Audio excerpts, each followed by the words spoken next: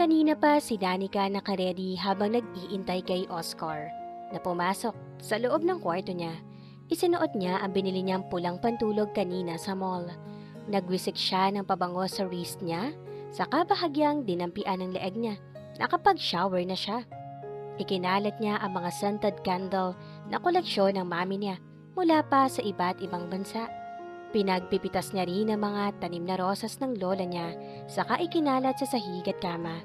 Pinatay na niya ang ilaw at hinayaang lampshade at ang mga scented candles na lang ang tanging nagbibigay ng liwanag sa buong kwarto niya. Napangiti siya nang sinuyod niya ang kabuuan ng ginawa niya. It was perfect! Umakyat siya sa kama at patagilid na nahiga, saka itinukod ang sikos sa kama at ang nakakuyom na kamao ay sumusuporta sa ulo niya. Ang isa namang kamay niya ay may hawak na isang stem na rosas na itinira talaga niya para gawing props. Ilang sandali pa, may marahan ng kumatok, pagkatapos ay gumalaw ang saradura. Agad siyang gumiti na bumukas ang pinto. Pumasok roon si Oscar na halatang nabigla sa nakitang ayos ng kwarto niya. "What took you so long, babe?" Malambing na saad niya sa asawa. Bumangon siya sa kama, saka dahan-dahang naglakad papalapit dito. Nanatili itong nakatayo habang buong paghangang pinagmamasdan ng katawan niya.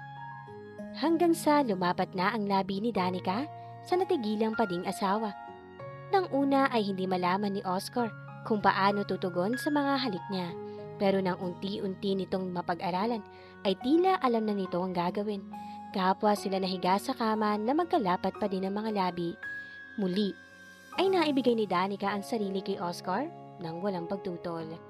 Humiga si Oscar papunta sa gilid ng asawa, saka hinila ang kumot at ikinumot sa kanilang katawan. Hinila siya nito at pinaunan sa braso nito at niyakap ng mahigpit. Dinig niya ang tibok ng puso nito. Sinusuklay ng kamay nito ang buhok niya habang hinalikan ng noo niya. Para naman may init na kamay ang humaplos sa puso ni Danica sa gesture na iyon ng asawa. Nag-init ang sulok ng mata niya at hindi niya alam kung bakit. Ipinikit niya ng mariin ang mga mata dahil sa biglang pagiging emotional niya. "Oscar?" Mahinang tawag niya dito. "Bakit?" Huminga siya ng malalim. Kailangang masabi na niya dito ang pakay niya para kung tumanggi naman ito, ay makaisip agad siya ng panibagong paraan para mapapayag ito sa gusto niya. "Nabanggit sa akin ni Daddy na inalok raw niya ang pamahalaan ng Marquez Hotel?" Pasimula ni Danica. Nakagat niya ang ibabang labi nang tumigil ito sa pagsuklay sa buhok niya. Bumangon siya at humarap dito. "Tinanggihan mo daw?" "Bakit? Bakit hindi mo tanggapin? Look, alam mo, gusto mo bang tanggapin ko ang pamamahala sa kumpanya ninyo?" Putol nito sa sasabihin niya. Humigpit ang hawak nito sa kamay niya at seryosong tinitigan siya. Hindi siya nakaimik. Hindi niya kasi mabasa kung ano ang nasa isip ni Oscar o kung seryoso ba ito sa itinanong nito sa kanya. Oo, okay." Bali walang sabi nito sa kanya na ikinalaki ng mata niya. Hindi naman pala mahirap kausap ang lalaki. "You mean, tatanggapin mo na ang pamamahala sa hotel?" Hindi niya maitago ang excitement at tuwa sa puso niya. Nanlalaki pa ang mata niyang nakatingin dito. "That's great!" Sa sobrang katuwaan ay mariing hinalikan niya ito sa mga labi. But on one condition. Anito na maghiwalay ang mga labi nila. Ginitaan niya ito ng malapad. "Kahit anong hilingin mo, ibibigay ko sa'yo." Masayang sabi niya dito. "Gusto ko sanang, bago ko formal na pamahalaan ng Marquez Hotel, ay manatili muna tayo ng 1 buwan sa bahay kung saan ako lumaki. Alam mo naman na nasa Manila ang main branch ng hotel. Kaya kung ako ang mamamahala nun, kakailanganin nating tumira sa Manila. Saka, may mga kakailanganin pa rin naman akong ayusin sa Santiago International bago ko bitawan ito at itrade ang papalit sa akin." Nag-isip siya. Hindi naman mabigat ang hinihingi nitong kapalit. At isa pa, 1 buwan lang naman ang kailangan niyang ipagtiis doon sa lumang bahay. Kumpara naman sa habang buhay, ako mas stuck doon. Kaya niya siguro yun. Total, ando naman si Oscar. Okay, paayag ako. Nakangiting saad niya dito. Nagliwanag naman ang mga mata ni Oscar. Totoo? Di makapaniwalang wika nito. Tumango-tango siya. Basta, Siguraduhin mo lang natutupad ka sa usapan. Ha? After 1 month, iti-take over mo na ang kumpanya. Ito naman ang tumango. Saka lumapit at muling hinalikan ng labi niya. Hahalikan uli siya sana nito nang umiwas siya dahil may naalala siyang itanong dito. Wait, awat niya dito. Naguguluhang tumigil naman ito. Bakit? Takang tanong nito. Sabi mo, ako ang first mo. Nangunot naman ang noon nito. Why? Bakit ang galing mo kanina to think na eto pa lang second time na may kasama ka? Namula ang mukha nito at nagkamot ng batok. Naningkit naman ang mga mata niya. Siguro may experience ka na. Before pa ako. Nang aakusang saad dito. Wala pa talaga. Host, nakataas ang kilay na wika ni Danica. Napapailing na lamang si Oscar sa sinasabi ng asawa niya. Tara, gala tayo. Aya niya kay Oscar na nagbubunot na naman ng mga sahig. Kakatapos lang nito maglaba kanina. Linggo ngayon at wala itong pasok sa opisina. Kaya naman naisipin niya itong ayaing gumala dahil naiinip na siya. 3 araw na simula na bumalik sila dito sa ancestral house ni na Oscar at naiinip na siya. Gusto niya namang makakita ng ibang tanawin maliban sa 4 na sulok ng bahay na ito. Hindi naman siya makagala mag-isa dahil tinotoo na ng daddy niya na alisin ang mga credit cards niya. Si Oscar na raw ang bahala sa kanya. Pero syempre, hindi naman niya basta mahingian si Oscar ng pang-shopping dahil alam naman niyang wala rin itong maibibigay sa kanya. Eto pa, ang bumibili ng pagkain nila araw-araw. Namamasahe din ito sa tricycle dahil ayaw naman itong gamitin ng sasakyan niya kahit ipagpilitan niya. Naiinip na siya dito. Wala na siyang ibang ginawa kundi kumain, matulog at humiga. Sa umaga ay magigising na lang siya na may pagkain na sa mesa. Nagluluto na kasi si Oscar ng pagkain niya hanggang tanghalian bago pumasok sa office. Sa hapon naman, 4:00 pa lang ay nasa bahay na ito at may dalang pinamili ng lulutuing ulam para sa hapunan nila na binili sa palengke bago umuwi na bahay. Pagkatapos, magpapalit lang nito ng damit. Tapos, mag-uumpisa na magluto ng hapunan habang siya nanonood lang sa ginagawa nito. Ito rin ang magliligpit ng pinagkainan nila at siyang maghuhugas ng plato kasama ng pinagkainan niya ng tanghalian. Masisira kasi yung nail art niya kaya hindi siya naghuhugas ng plato at naglalaba pero nagwawalis-walis naman siya. Tumingin ito sa wall clock. Mag-aalas 9 pa lang ng umaga at oo, nakapaglaba na siya ng lagay na yan dahil 4:00 pa lang bumabangon na ito. Aalis ako ng 11:00 sabi nito habang patuloy sa pagbubunot. Saan ka naman pupunta? Kunot noong talong niya dito. Aattend ako ng binyag sa bayan. Di sasama na lang ako sa'yo. Kibit balikat na sabi niya. Mabuti pang sumama siya dito kaysa naman maburo na naman siya dito maghapon. Sige, anito. Saka ngumiti sa kanya pagkatapos ay itinuloy na ang pagbubunot. Tumingin siya sa wall clock.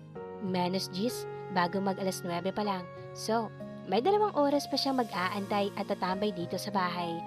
Itinatap niya ang mga paa niya habang nakahuligip sa tabi ng pinto at pinanonood ang magbunot si Oscar.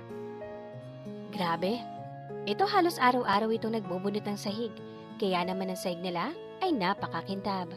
Wala ring makikitang alikabok sa paligid dahil masinop at malinis sa bahay ang asawa. Oscar? Tawag pansin niya dito. Anito na patuloy pa rin sa ginagawa. Anong susuotin ko? Tanong niya. Actually, mema lang siya. Feeling niya kasi malapit na mapanis ang laway niya, kaya kailangan niyang magsalita. Kahit ano naman. Lahat naman bagay sa'yo, wag lang yung sobrang revealing. Baka di tayo papasukin sa simbahan. Anito na mahinang natawa. Napalabi naman siya sa sinabi nito. Lahat naman ng damit ko revealing. Yung sinuot ko ng dinner sa villa, kinuha ko lang sa closet ni Mami. Inis na maktol niya. Nakakainis kasi si Daddy. Inalis na ang mga credit cards ko. Wala tuloy akong pang-shopping. Napahinto naman ito sa ginagawa nito at napatitig sa kanya. Kaya ba hindi ka naglalabas dahil wala ka ng mga cards? Napaikot niya ang mga mata. Ano naman gagawin ko sa mall? Mag-window shopping? Bakit di mo sa akin sinabi na gusto mo palang mag-shopping? May ibibigay ka ba? Magkano lang ba ang sahod ng isang empleyado? Ikaw pa ang gumagastos dito sa bahay. May ipon ako. Kaya kong ibigay ang gusto mo. Anito na seryosong nakatingin sa kanya. Baka dito magal yung ipon mo. Nakataas ang kilay na wika ni Danica dito. Pero sa totoo lang, na-excite siya. Na-miss niya rin ang mag-shopping. Nagkibit-balikat na lang ito. Maligo ka na tapos pupunta tayo sa mall para bumili ng damit mo bago tayo dumiretso sa simbahan. Okay, sabi niya na kunwari ay hindi excited. Naglakad na siya papunta sa banyo. Huminto lang siya nang nasa pinto na siya ng banyo at nilingon si Oscar. Baka gusto mo nang sumabay para makatipid tayo sa tubig. Baka naman sabihin mo hindi ako marunong mag-conserve. Aniya dito na tinaas-taasan pa ito ng kilay. Tumawa naman ito, saka iniwan ng pagbubunot at sumunod sa kanya sa banyo. Pagkababa ng kotse ay agad siyang umangkla kay Oscar na ikinapula ng mukha nito at ikinangiti ng malapad. Nakakatuwang isiping may mga lalaki pa palang nagbablush or bukod tangi lang si Oscar. Maybe. Hindi pa naman siya nakakakita ng katulad nito. Sa totoo lang, hindi siya naiinip kapag kasama ito. Kahit na madalang itong umimik at minsan hindi niya maintindihan ang mga kinakwento nito about sa importance ng financial ng isang kumpanya kapag napag-uusapan ng trabaho nito. Isa pala itong financial analysis and advisor. Nagtapos ito ng CPA with flying colors at nang malaman niya yon, nakaramdam siya ng paghanga sa asawa. Hindi rin ito napipikon kapag wala siya sa mood at kung ano-ano ang lumalabas sa bibig niya. Mananahimik lang ito pagkatapos ay aalokin na siya ng kung ano-ano na para bang walang nangyari. Pagkapasok ng entrance ng mall, agad na sumaludo kay Oscar ang mga guard na nakatalaga sa entrance na ipinagtaka niya dahil sa iba naman ay hindi yon ginawa ng iba. Kahit ang mga nasa information na nadaanan nila, magalang na bumati din sa asawa. Teka, suki ka ba dito? Mukhang kilalang kilala ka ng mga staff dito ah. Tanong niya dito. Minsan na kasi akong naisama dito ni Kuya Paulo at ipinakilala niya ako sa mga staff dito. Sila nga pala may-ari ng mall na ito. Bali walang paliwanag dito. Really? Aniya na tatango-tango. So, tama nga ang hinala niya. Mayaman nga talaga ang asawa ng kapatid nito. Tara dun sa women's section. Anito sa kaginiya na siya papunta sa women's section. Sunod lamang ito ng sunod. Habang namimili siya ng damit na susuotin niya, kinuha niya ang isang off-shoulder white dress na hanggang tuhod ang haba at itinapat sa katawan niya. Babe, eto kaya? Tanong niya kay Oscar. Ngumiti ito at nag-thumbs up pa sa kanya. Sukatin mo. Okay. Pumunta naman siya kung saan naroon ang fitting room. Sukat na sukat sa kanyang dress. Inilugay niya ang buhok niya saka umikot sa salamin na nasa loob ng fitting room. Agad siyang lumabas para mapakita kay Oscar ang suot niya. Nakatalikod naman ito sa kanya nang lumabas siya. Oscar, malambing na tawag niya dito. Lumingon naman ito at kitang-kita niya ang paghanga na bumalatay sa mukha nito. Hinagod siya nito ng tingin. Ang ganda mo, babe! Parang nababato balaning, sabi nito, na ikinalobo naman ang puso niya. Sanay naman siyang masabihan na maganda. Pero iba ang dating pag si Oscar nagsabi dahil alam niyang totoo iyon dito. Walang halong pambobola pag ito nagsabi sa kanya.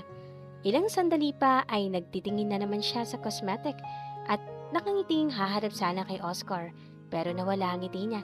Nang nakita niya si Oscar na may kausap na babae at kitingiti habang ang babae naman ay may pahampas-hampas pa sa braso nito. Oscar. Tawag niya dito.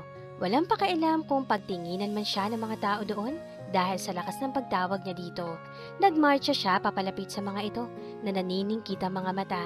Napalunok naman si Oscar at halatang kinabahan.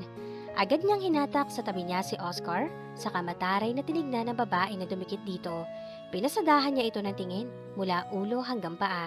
Maganda ito pero mas maganda pa rin siya. Who is she? Maarteng tanong ng babae. I'm Danica, Oscar's wife. Siya ang sumagot sa babae.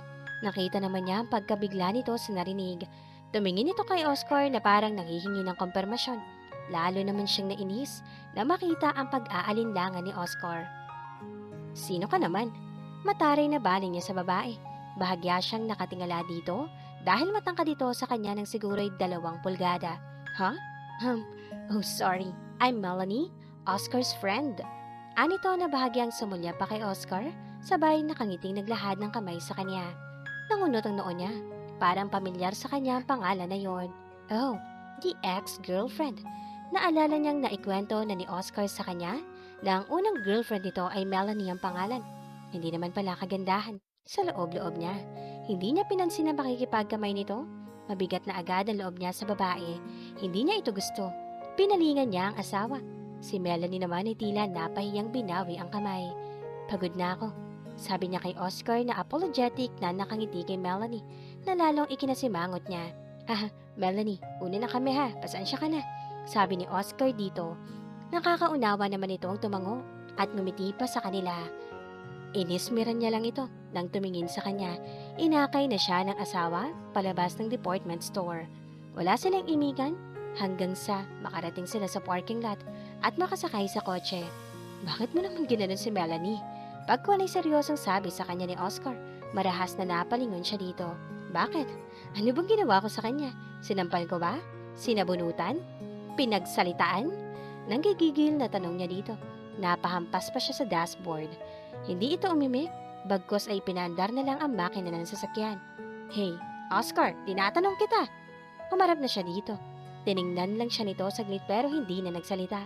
Ano? Sigaw niya dito. Naiinis siya sa asawa at hindi uubra ngayon ang hindi nito pag-imik.